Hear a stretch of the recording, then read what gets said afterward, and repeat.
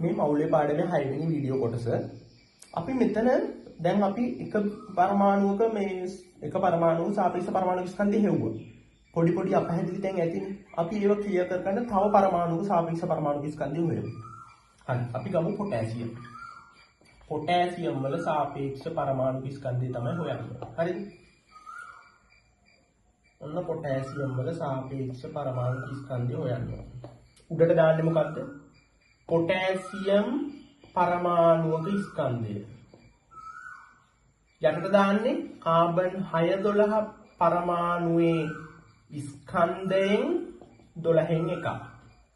සුළු කිරීම.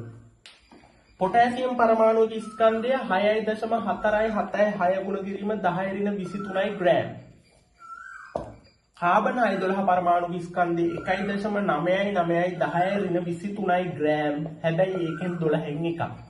මෙතන 12න් එකක් නේ. 12න් එකක්. සුළු කිරීම. 10 ඍණ 23ට 10 ඍණ 23 කැපුණා.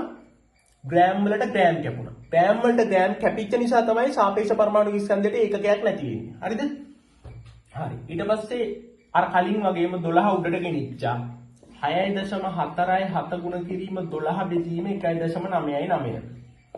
උත්තරයක් එනවා 39 කියලා.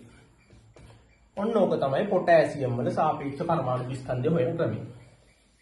ඔයාලට තේරෙන්න ඕන. හරිනේ? හරි.